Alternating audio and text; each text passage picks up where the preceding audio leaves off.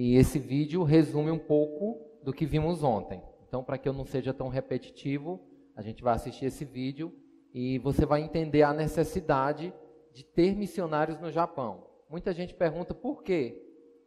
E eu acho que depois desse vídeo você vai ter outra pergunta. Por que não Japão? Uma das perguntas mais comuns que nos fazem é: por que o Japão? Por que o Japão precisa de missionários? Eles são ricos, eles são prósperos, mas a maioria das pessoas não percebe que o Japão é, na verdade, um dos maiores grupos de pessoas não alcançadas no mundo. Há 127 milhões de pessoas no Japão e 1/3 delas vivem em uma área localizada na planície de Kanto. Tóquio é um dos maiores centros urbanos do mundo. Para entender os contrastes, há o antigo, o tradicional com os templos e santuários, e muito do antigo ainda é visível em cada esquina. E ainda há o moderno, o inovador, uma cidade que está constantemente progredindo. Tem o muito rico, tem o muito pobre. Embora o Japão seja materialmente muito rico, ele é espiritualmente muito pobre. Dentre 692 grandes cidades, 86 possuem somente uma igreja e 10 grandes cidades não possuem igreja nenhuma. Há um missionário para cada 56 mil japoneses.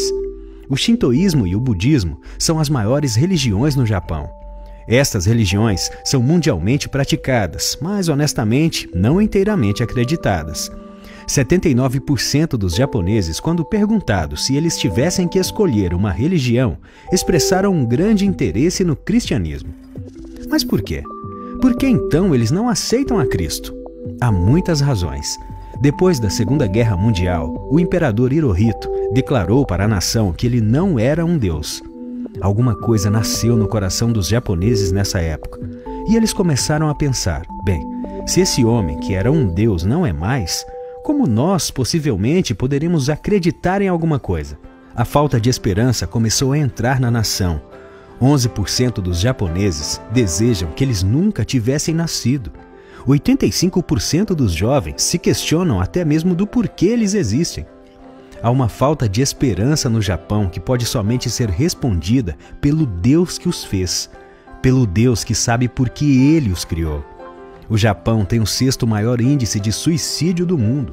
É estimado que por ano, 30 mil pessoas tirem suas próprias vidas, isto é, 100 pessoas em um dia, isto é, 3 pessoas a cada hora cometem suicídio no Japão. Francis Xavier disse que os japoneses são um dos melhores povos que ele conheceu no planeta, que esta era uma nação pronta para ser colhida pelo Evangelho, e ainda se vê isso. O japonês é um povo lindo. Eles são hospitaleiros, eles são espertos, eles prestam atenção aos detalhes, eles lutam por excelência, eles fazem as coisas bem. Os japoneses são incrivelmente espertos, eles são criativos, eles são engraçados, eles são hospitaleiros.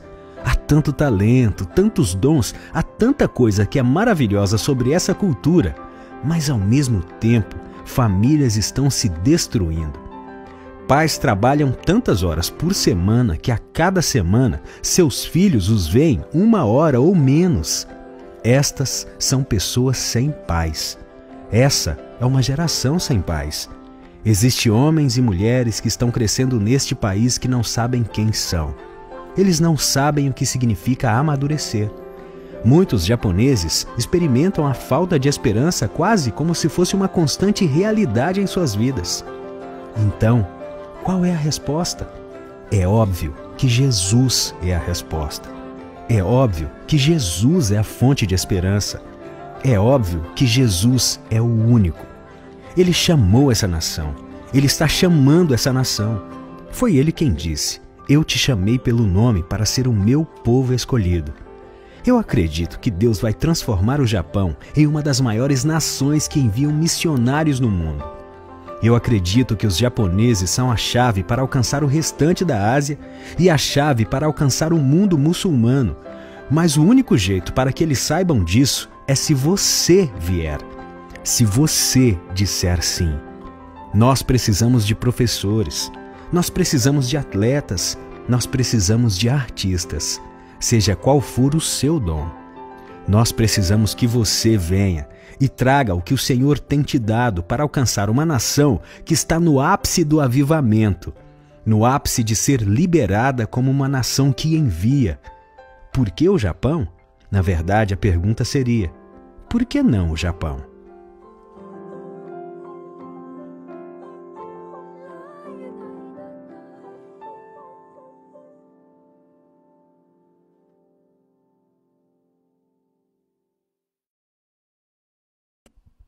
Então, tantas necessidades que esse país possui, e muita gente ainda pergunta: você quer realmente ir para lá mesmo? Então, nós não podemos ver isso e ficar, como a gente diz lá no Ceará, né, dormente. A gente precisa agir e fazer alguma coisa. Então, Deus tem nos dado a oportunidade de abençoar aquele povo. Então, pensamos, juntamente com nossa missão, nesse projeto Asaf. É um projeto que abençoa famílias. Essas são famílias que conhecemos lá, têm descendência brasileira e japonesa. Então, é baseado no Salmo 78, o Salmo de Asaf, o versículo 3 e 4. Eu queria que vocês pudessem ler comigo. Vamos lá. O que ouvimos e aprendemos, o que nos contaram os nossos pais, não encobriremos aos seus filhos. Contaremos à vindoura geração os louvores do Senhor, o seu poder e as maravilhas que fez. Então, nosso objetivo, resumindo, é alcançar aquela geração, preparar ela para alcançar a seguinte, e a seguinte alcançar a terceira e, consequentemente. Esse é o nosso objetivo. Através de brasileiros e japoneses que ali moram, no Japão. Como?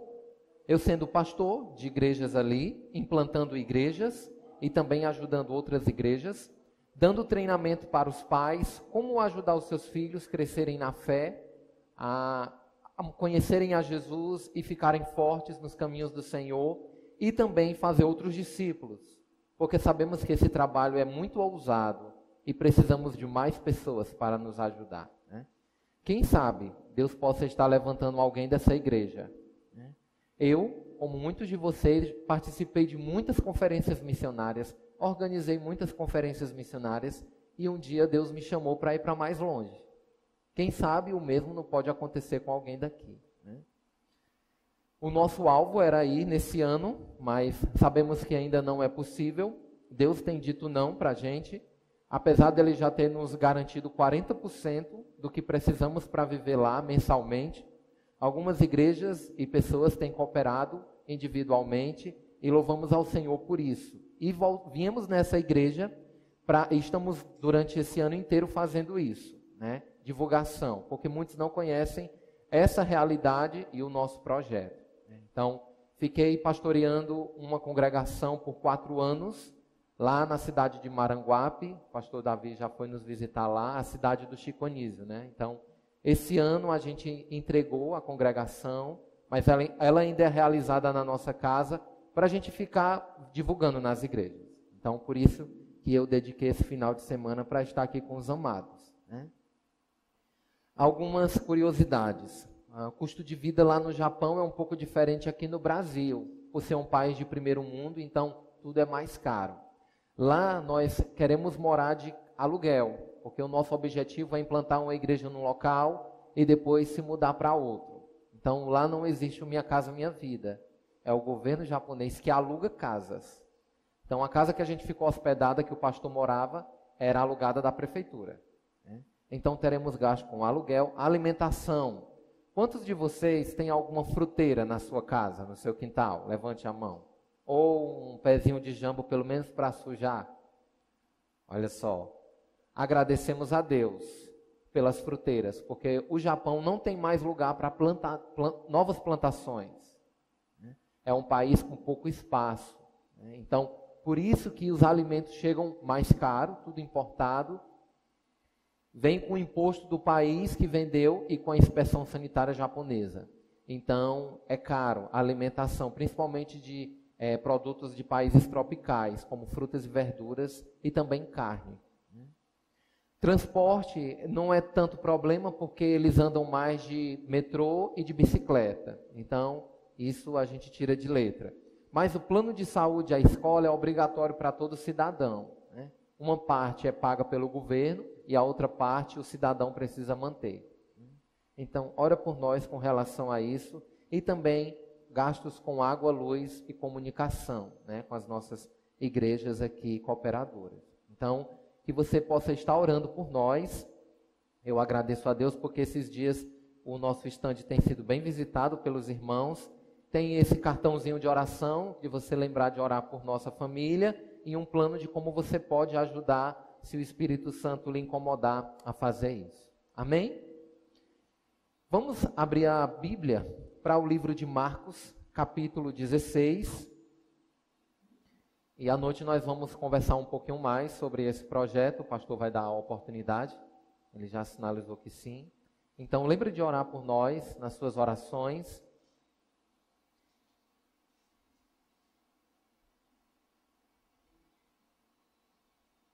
A transparência aqui pode já fechar, se quiser.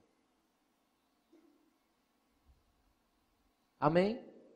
Tendo encontrado, vamos ficar de pé. Então, o tema da minha pregação é o tema mesmo já da conferência, né? Vamos dizer todos juntos? Ordem celestial não se discute, se cumpre. Isso aí estamos fazendo uma relação com uma expressão popular, né, daqueles que trabalham na área do direito, e isso é forte, isso é muito sério, e precisamos analisar. Será que de fato isso é uma realidade? Então hoje eu quero ver com os amados 3 pontos. Quem é esse que está dando uma ordem celestial? 2, que ordem celestial é essa? E 3, o que estão fazendo com essa ordem celestial? Então a palavra do Senhor, a partir do versículo 9 até o 16, diz o seguinte. Eu vou ler os ímpares e a igreja vai ler os pares, tá bom? Vamos fazer essa leitura do 9 ao 16. Eu inicio. Havendo ele ressuscitado de manhã cedo, no primeiro dia da semana, apareceu primeiro a Maria Madalena, da qual expelira 7 demônios.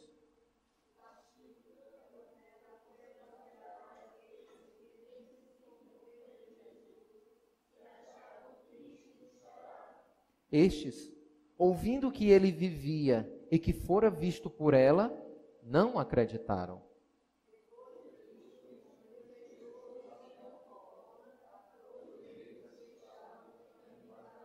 E indo, eles o anunciaram aos demais, mas também a estes 2 eles não deram crédito.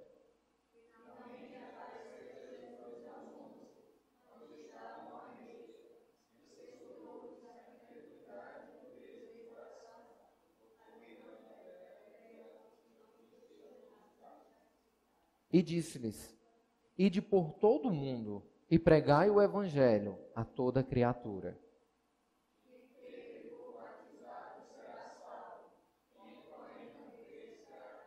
Vamos descer até o 20. Estes sinais hão de acompanhar aqueles que creem. Em meu nome expelirão demônios, falarão novas línguas.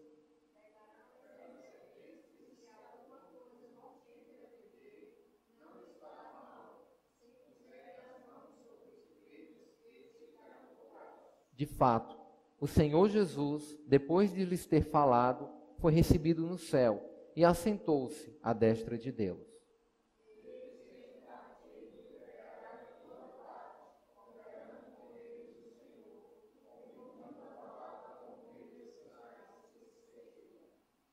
Pai, muito obrigado pelo privilégio que temos nessa manhã de nos reunirmos ao redor da fé comum em Ti, da Tua palavra, ó Deus, ao redor de Ti, Pai. Muito obrigado.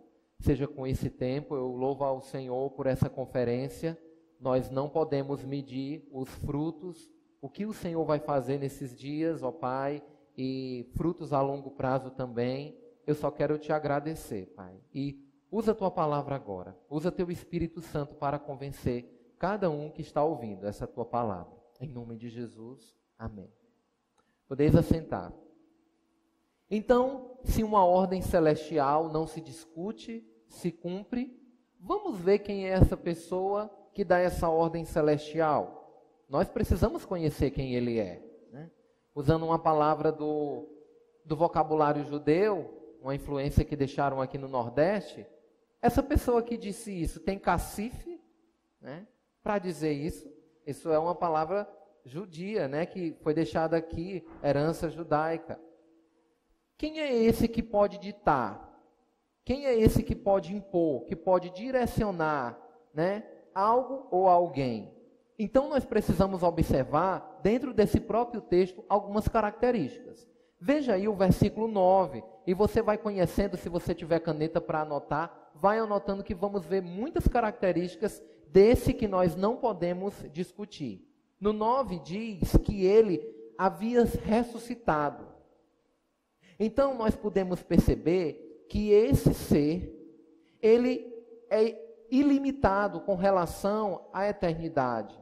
Ele possui poder sobre a morte. Por quê? Porque ele ressuscitou. Então, interessante porque você consegue dominar a morte?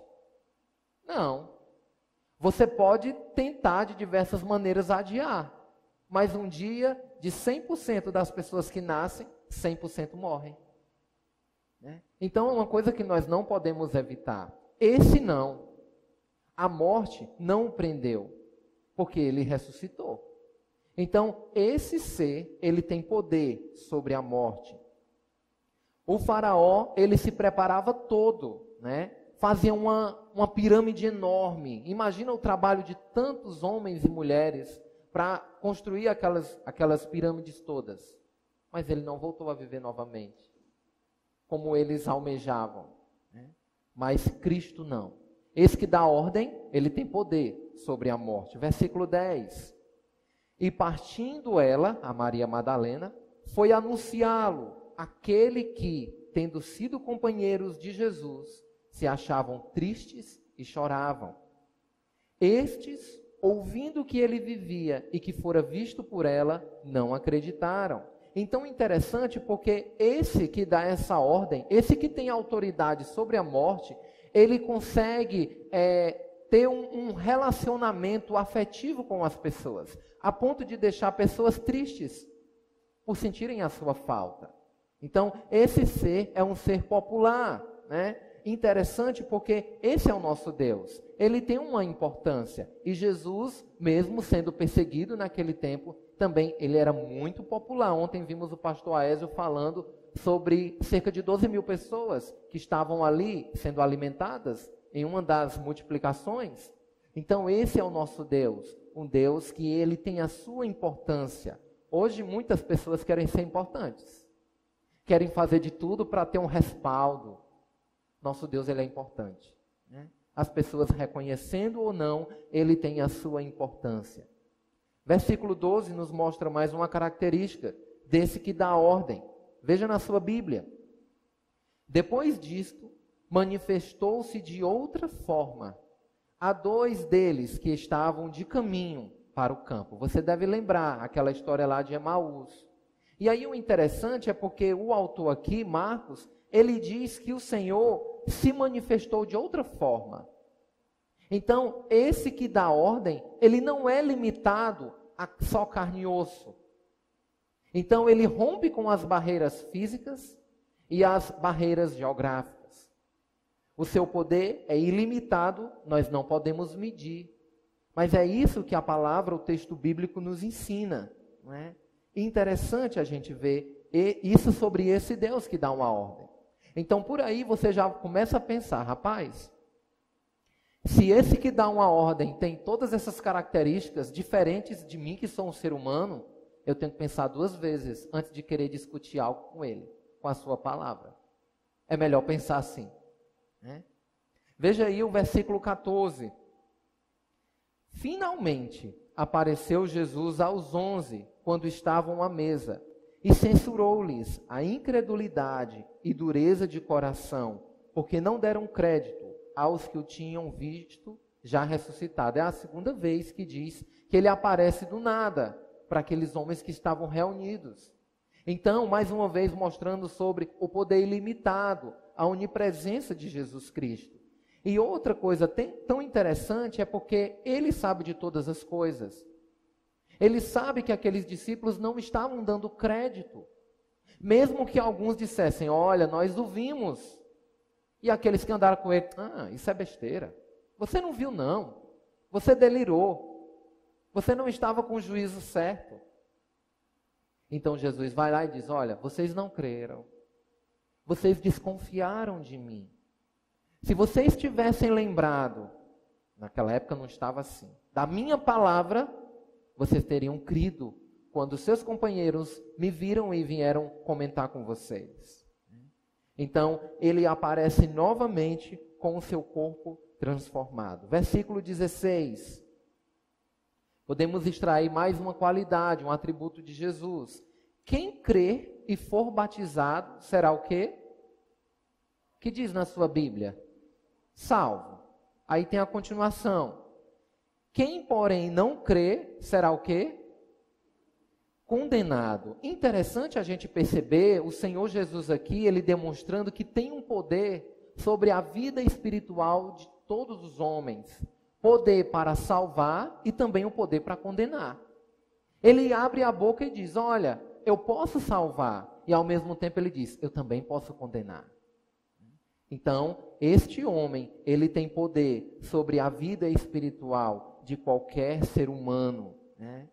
Todos os seus súditos, de todos aqueles que, se estivéssemos num tribunal aqui dos réus. Versículo, vimos 16, então, interessante porque nós precisamos pensar em todas essas características e refletir. Rapaz, eu hoje, na igreja, no mundo pós-moderno, no século 21, eu estou vendo quem é esse Deus. Eu já entreguei a minha vida para esse Deus. Eu conheço muitas ordens que esse Deus me dá. Será que eu posso discutir com esse Deus? Resposta é, não. Você não pode. Nós não podemos nem se comparar a Deus. E a gente só viu apenas esse trecho das Escrituras. Eu poderia aqui usar vários versículos da Bíblia mostrando outros atributos desse Deus que dá ordem. Desse Deus que tem esse caráter judicial. Mas eu acredito que isso daqui é o suficiente só para causar em nós um maior temor. E a gente lembrar e pensar, rapaz, de fato, eu devo ser um servo. Eu devo ser uma serva. Cada vez mais me consagrar a esse Deus que dá essa ordem celestial. Então, nós não podemos nos levantar e nem resistir à ordem de Deus. É melhor não, né? Aqueles que se levantaram, nós já sabemos que o seu destino não foi nada fácil. Então, agora nós precisamos ver que ordem tão grande é essa que esse homem, que esse ser dá. Versículo 15. E disse-lhes, ide por todo o mundo e pregai o evangelho a toda criatura. Nós conhecemos que Mateus, capítulo 28, versículo 19, é a mesma fala que Jesus tem lá, né? Só que foi registrado de uma outra forma por Mateus. E eu estava pesquisando e estudando mais sobre esse mesmo aqui, verbo ide. E o interessante é porque esse ide aqui, ele não é a partir de um momento, não. Quando nós olhamos no original, ele tem uma conotação de continuidade.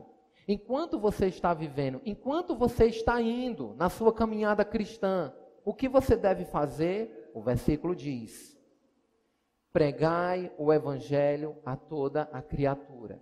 Então, pregar o evangelho deve ser um hábito. Para você, como tomar café é um hábito, não é verdade? Tem pessoas que se não tomar café sentem dor de cabeça, porque já se tornou algo comum. Ou um hábito, tomar banho. Da mesma forma, pregar o evangelho deve ser um hábito que nós devemos cultivar. Pastor, como? Rapaz, Deus vai te dando situações, né? Então, não é por acaso, como o pastor Ézio bem colocou, eu gosto de usar esse exemplo, você ficar tempos e tempos numa fila, você sentar ao lado de alguém dentro de um ônibus, é uma oportunidade que Deus está lhe dando. E como é que você tem aproveitado essa oportunidade, né? Eu acho tão interessante porque na época da política, as pessoas usavam as suas redes sociais para mostrar quem ia votar e porque não ia votar em certos candidatos.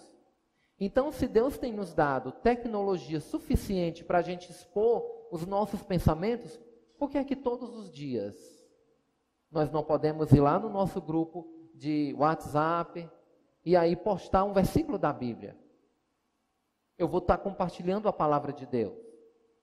E geralmente a gente recebe, não é errado não, eu não sou contra isso, mas a gente às vezes recebe, bom dia, aí tem o sol.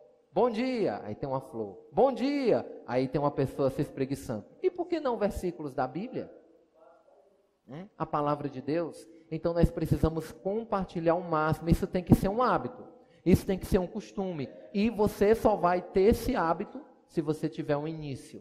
Se você começar a ter esse início. O meu ponto de partida é hoje, então, a partir de hoje. Anda com folhetos. Porque interessante como Deus é bom. Nós temos cantado aqui nessa conferência, né? Como sairemos de Jerusalém? Tudo vai começar na nossa Jerusalém. Nós não podemos implantar a igreja em outro estado se a gente não faz a nossa tarefa de casa aqui. E a gente não pode enviar pessoas para mais longe se a gente não consegue fazer isso ao redor. Então, se a gente estuda o livro de Atos, a gente vai ver que isso é um trabalho sendo feito ao longo do livro inteiro. Começando em Jerusalém, aí se estende nos próximos capítulos para a Judéia, Samaria, até chegar nos confins da terra. Então, aquilo que Deus fez com a igreja de Jerusalém, é o que Deus vai fazer com a igreja de vocês. E pelo que eu tenho percebido, já está fazendo. Então, meus amados, interessante a gente ver esta ordem. Ele diz: ide por todo o mundo e pregai o evangelho a toda criatura. Eu quero destacar duas partes desse versículo, que elas se assemelham muito. A parte que ele diz, todo mundo, e a parte final que ele diz, a toda criatura. Há muitos ainda que precisam ouvir. Você sabia que aqui no Brasil existem mais de 200 tribos indígenas? Você sabia que aqui no Brasil a única língua falada não é o português? Há muitas línguas tribais. Você sabia que aqui no Brasil existem povos que a palavra ainda Jesus não está traduzida na sua própria língua? Que missionários foram em algumas aldeias e perguntaram: você conhece Jesus? E alguns índios falaram: ele mora em qual aldeia? Ele mora próximo ou longe de nós? Então, há muitos que ainda não ouviram do Evangelho. Então, muitas vezes nós ouvimos: olha, vocês querem ir para tão longe, vocês querem deixar aqui as suas famílias, seus empregos. Mas aqui tem muita coisa para fazer, é verdade. Mas aonde nós estamos, já tem igrejas estabelecidas, já tem pastores formados, já tem crentes, já tem outros pastores formando pastores, institutos bíblicos, enquanto que tem lugares no mundo onde nenhuma parede com o nome Jesus ainda existe. Então a realidade é muito grande, é porque às vezes nós não conhecemos. E o Senhor Jesus, ele diz: olha, é a toda criatura e por todo mundo. Você já pensou se nós tivéssemos poder sobre a salvação? Se Deus nos desse sempre eu faço essa pergunta quando eu estou evangelizando. Olha, se Deus te desse a oportunidade de escolher 5 pessoas para ir ao céu, me diga as pessoas que você queria que fosse. Aí a pessoa diz: olha, minha mulher, minha mãe, meus 3 filhos, pronto, acabou 5. Aí eu digo: e aquela pessoa que está passando no meio da rua? Não precisa? Precisa. E por que você não escolhe ela? Porque eu tenho que escolher as pessoas que eu amo. Realmente, se Deus desse a oportunidade da gente salvar, nós iríamos estar sendo egoístas. E não estaríamos escolhendo pelo critério do Senhor. Ainda bem que a salvação não está no nosso poder. Porque o Senhor Jesus disse que devemos pregar o Evangelho a toda a criatura. Os pequenos e os grandes. Os ricos e aqueles que têm menos condições. Então, pensa sobre isso. Né? Quais são as oportunidades que Deus tem me dado de pregar o Evangelho? E quais são as oportunidades que eu tenho desperdiçado? Lembra, ide enquanto você está vivendo, prega o evangelho de Deus a toda criatura. E você precisa ter uma palavra preparada. Você precisa ter uma palavra de consolo. Porque vai chegar pessoas, acredito nisso, vão chegar pessoas que Deus vai enviar para você pedindo ajuda, pedindo orientação. Se você não sabe aonde está escrito versículos de consolo, de conforto, você vai perder uma grande oportunidade que Deus preparou. Então, no nosso tempo lá de estudo da palavra de Deus, né, não é só de leitura da Bíblia, é de estudo bíblico. A gente precisa se aprofundar nas Escrituras, memorizar versículos bíblicos. Então, se prepara, porque Deus vai enviar muitas pessoas para ir ao seu encontro. Né? Pensa sobre isso. Se os discípulos tivessem ficado apenas em Jerusalém, você acha que hoje a gente estaria nessa conferência? Possivelmente não. Mas eles abriram mão de suas posses, de suas famílias, foram forçados, né, por causa da perseguição. Mas foram. E o evangelho chegou na África, chegou na Europa, partiu para os Estados Unidos e chegou aqui na América do Sul. Né? Então tudo começa em Jerusalém e se expandiu. E da mesma forma, Deus está usando a igreja de vocês. Uma base aqui, mas que deve criar raízes por toda Alagoas, Brasil e mundo. Estão preparados para esse desafio? Deus está ajudando, nós vamos ver isso aqui. Né? Então, e versículo 16 nos fala que, além de pregar o evangelho, é preciso fazer muito mais do que isso. Veja aí o versículo 16. Quem crê e for batizado, será o quê? Salvo. Eu quero dar um destaque nessa palavra batismo. Muitas vezes nós... Que bom que os irmãos hoje se batizaram, né? E eu cheguei e perguntei, está batizado mesmo? Deu certo? Amém. Glória a Deus por isso. Né? É um testemunho vivo da fé dos irmãos. Mas, quando nós pensamos na palavra batismo, você precisa ter em mente que não é apenas evangelizar, mas é acompanhar, é discipular, é uma organização que precisa ter da fé daqueles que disseram, ei, eu quero, a partir de agora eu quero ser dessa família. Então, essa área de discipulado, ela não pode ficar resumida apenas a 12 lições, a um mês. Discipulado é por toda a vida.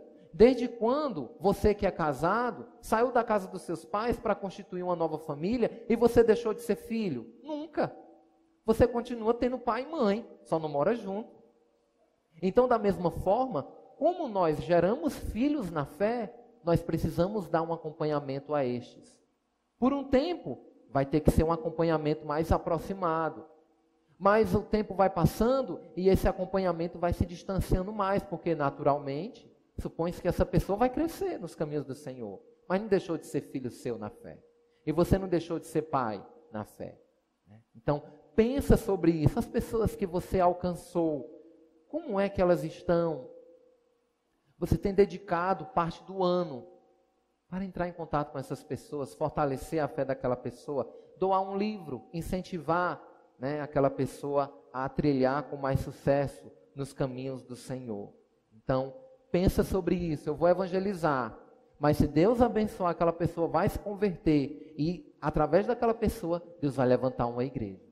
E nós nunca sabemos se aquela pessoa vai se tornar um missionário ou um pastor ou não. Nunca sabemos. E Deus pode fazer isso. Né? Não para a gente se orgulhar e bater no peito, olha, eu que ganhei aquela fulana. Não, de forma alguma. Mas é para a gente apontar, ó, Jesus fez isso na vida daquele homem, daquela mulher.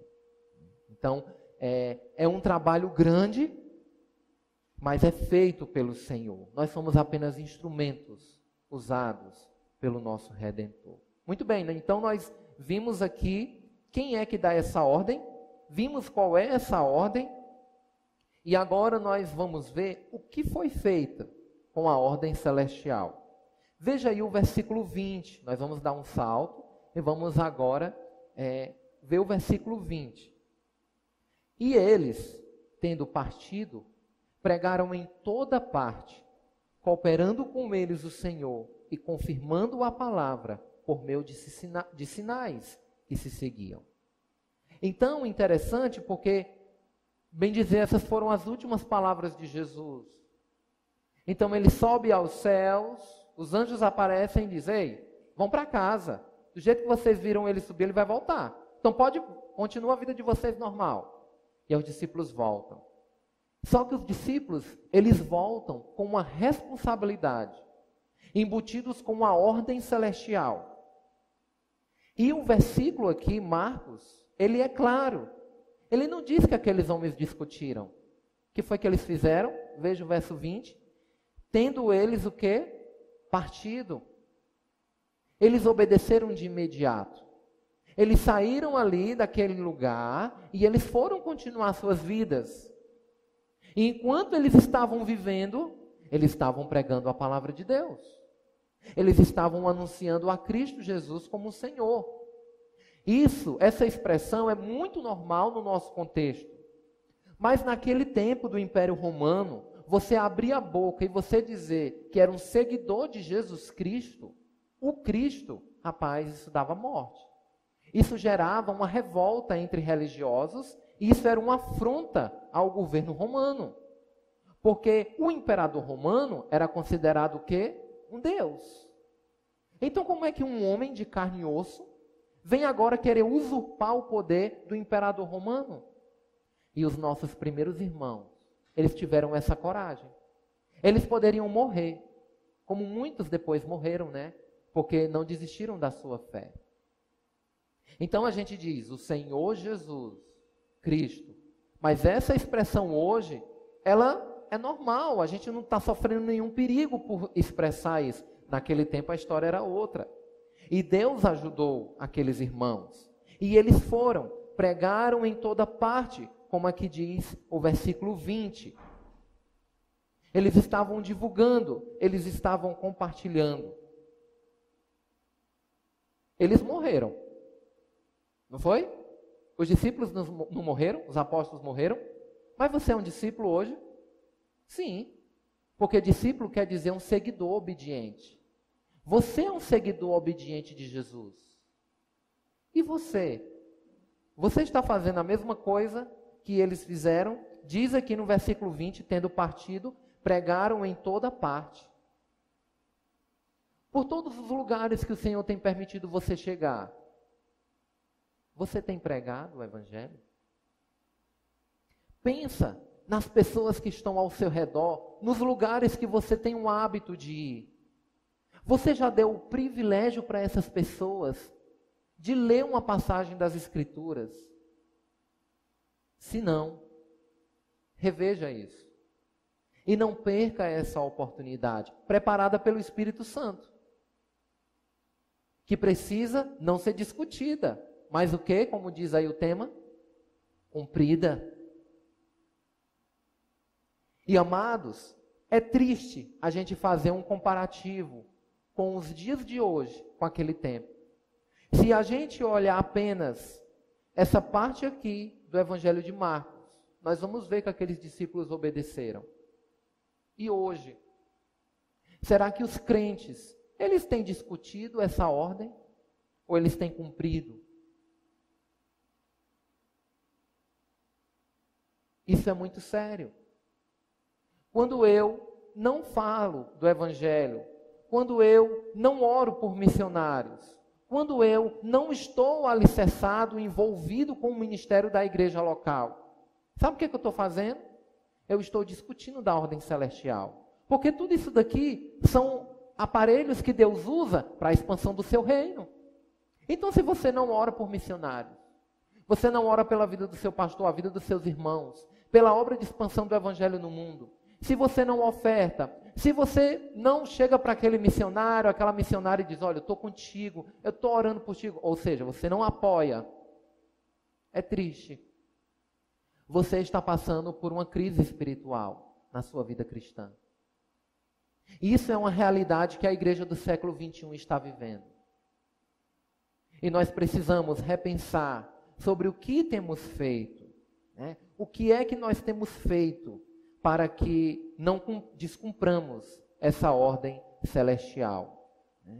Eu acho tão interessante a continuação desse versículo, veja na sua Bíblia aí, olha, que diz que eles não apenas fizeram a sua parte, mas eles contavam com a ajuda de quem? Veja aí na sua Bíblia e me responda bem alto.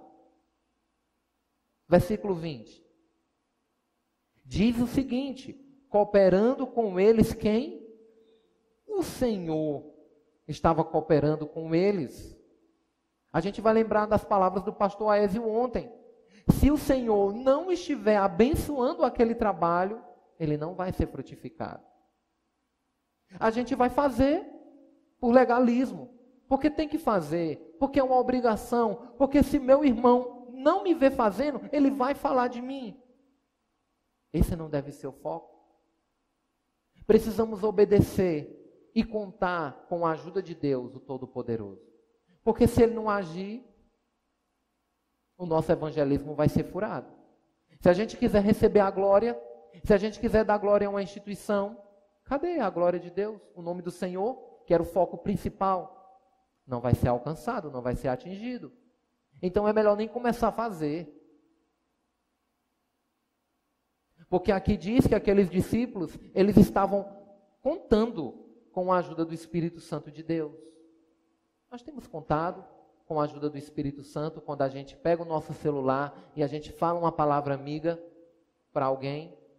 A gente ora e pede: Senhor, usa essa palavra. Senhor, que isso daqui frutifique, que essa pessoa realmente esteja interessada por ti. Faz isso acontecer. Está vendo como é complexo? Vida cristã é algo bem sério mesmo. Por isso que diz que o caminho é estreito, porque precisamos pedir força. Lembra das palavras de Jesus, quando ele disse: sem mim, nada vocês podem fazer. Então, para tudo, até para o nosso evangelismo, até para começar uma nova igreja, nós precisamos contar com a ajuda do Espírito Santo de Deus, como aqui ele diz, né? Pelo próprio Senhor, né? Então, os crentes, muitos, não estão discutindo essa ordem celestial, mas eles estão cumprindo. E sabe, eu tenho ouvido muitas pessoas, quando a gente chega nas igrejas, e até mesmo outros compartilham, dizendo o seguinte: olha, algumas desculpas, né, que o diabo usa, e alguns crentes têm internalizado isso na sua cuca. Missões é besteira. Negócio de fazer missões. A gente primeiro tem que investir aqui na igreja local. Quando a igreja local estiver boa, forte, aí sim, aí a gente parte para outros lugares. Mas isso é uma desculpa. Então, isso é o quê? Está sendo o quê? Como diz aí o nosso tema. Você está discutindo. Porque se está claro na palavra de Deus que deve ser feito, por que você ousa querer disputar com o oleiro? Você sendo um jarro, barro, pó, areia. Outros dizem o seguinte: olha, aqui nós temos mais necessidades. Não vamos investir naquele lugar ali não, porque a necessidade maior agora é aqui. Muito bem. Mas não esqueça que lá também tem gente que vai morrer e vai para o inferno. E de lá nunca mais vai sair não. Não esqueça disso não. Outras desculpas. Não, nós não temos condições. Nosso orçamento está fechado. Será que as condições são suas ou são do Senhor? Ele dá para você usar para o seu benefício próprio ou é para você saber administrar com sabedoria? Em muitos momentos, os crentes eles discutem. E eles não cumprem com a obra de missões, não somente na igreja local, mas no mundo. Se você parou para pensar em toda essa paráfrase que nós lemos aqui, teve um problema, para a gente finalizar. Sabe qual foi o problema? Teve homens que andaram com Jesus, que foi diagnosticado um mal na vida deles. Que mal foi esse? A incredulidade. Outros crentes chegaram e disseram: ele ressuscitou, ele está vivo. E ele: você está falando coisa com coisa. Depois que o Senhor censurou eles, educou eles e disse: vocês não creram em mim. Vocês não deram atenção aos seus irmãos. Por quê? Eu disse para vocês que no terceiro dia ia voltar a viver. Vocês esqueceram disso? Aí o Senhor deu a ordem: ide por todo mundo e pregar o evangelho a toda criatura. Interessante a gente perceber essa linha de pensamento, porque, primeiro, eles foram curados pelo Senhor desse mal chamado incredulidade, para depois receberem a missão, receberem essa ordem. Agora vocês podem ir.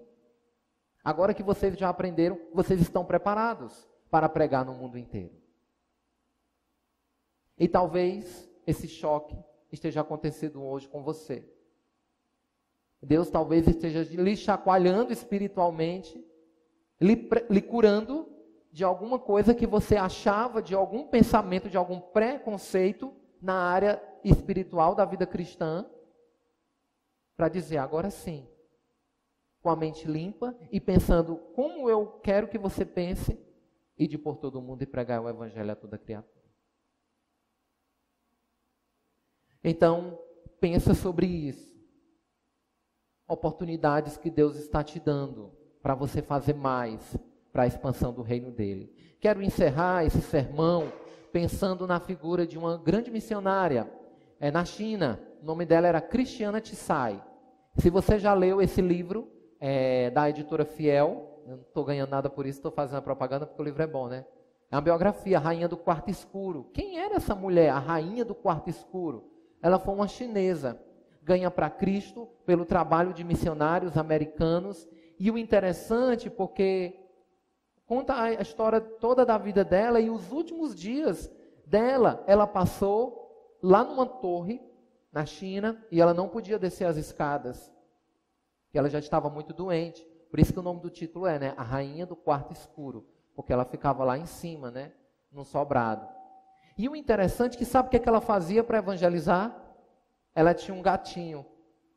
E ela amarrava no gatinho folhetos bíblicos. E o gatinho descia.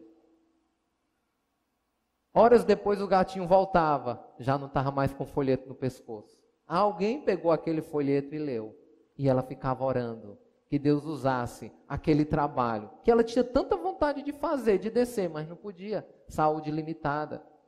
E Deus usava aquele instrumento. Quais são as oportunidades que Deus tem te dado para compartilhar do amor dele? E o que é que você tem feito? Há muitos que estão dando entrada hoje no inferno e de lá nunca mais vão sair. Nós não temos poder sobre a salvação de ninguém, mas nós temos uma responsabilidade de obedecer essa ordem celestial. Não discutir, mas obedecer. E o interessante é porque nós temos que dar a oportunidade às pessoas de pelo menos ouvir o evangelho, ouvir a pregação da palavra de Deus. Então, pense nas pessoas que lá no céu, naquele dia, grande dia, onde todas as pessoas estarão reunidas e você vai receber acusações. Senhor, ele era meu vizinho, ela era minha vizinha, nunca eu soube que ele era teu filho, ela era tua filha. Vamos evitar que isso possa nos alcançar na eternidade. Baixe a sua cabeça, feche os seus olhos, vamos falar com o Senhor. Vamos pedir ao Senhor que Ele nos ajude a obedecê-lo, a servi-lo, com inteireza de coração. Ele tem esse poder. Eu não tenho poder nenhum de convencimento, não. Quem faz isso é o Espírito Santo. Com certeza, Ele tem usado esses dias e as demais conferências e os cultos de missões que vocês têm para te preparar para hoje, para esses dias, esse final de semana tão abençoado, que a saúde espiritual de vocês não vai ser a mesma. Então fala com Deus e pede ao Senhor que Ele te ajude a cada vez mais fazer muito mais, dedicar os seus minutos para a glória de Deus. Porque o que adianta você ter uma vida inteira e você não usar essa vida para a glória de Deus? Nós devemos investir em valores eternos. E o que são valores eternos? Vidas, almas. Quando a gente morrer, nós vamos deixar todos os nossos objetos aqui. Eles vão se transformar em objeto de confusão, de discórdia, de porfia. Então vamos investir em valores eternos, nas vidas, nas almas que precisam conhecer a Jesus. Fala com Deus agora. Arrepende dos seus pecados. Assim como a igreja de Jerusalém, muitos crentes se arrependiam. O crente também hoje em dia se arrepende. Pai, muito obrigado pelo privilégio e a oportunidade que o Senhor nos dá de abrir a Tua palavra e tirar ensinamentos tão preciosos, lembranças de coisas que nós já sabemos. Muito obrigado por essa memória. Eu peço que o Senhor continue tendo misericórdia de nós, o Teu povo. E o Senhor nos usa, Pai. Somos tão pequenos, somos pó, mas nos usa para que outros possam Te conhecer. E nós possamos gastar o nosso tempo, as nossas forças, a nossa energia, para que o Teu nome possa ser também adorado por outras pessoas. Hoje, Senhor, o Senhor nos tornou adoradores. Hoje nós adoramos quem conhecemos, o único Deus, o Deus verdadeiro. Mas lembramos que ainda há muitos que estão sendo enganados pelas estratégias diabólicas, satânicas, e adorando a si mesmo, ao seu próprio ego. Nós queremos fazer a diferença, Pai, enquanto estamos vivos. Nós queremos que o Senhor use a nossa vida para a honra e a glória do Teu nome, para que o Senhor seja honrado e glorificado pela vida dos povos. Muito obrigado por essa igreja, Pai. E o Senhor ajuda cada vez mais a ser uma igreja forte nessa área de missões também, porque fazendo missões, essa igreja continua Te adorando. Em nome de Jesus, amém.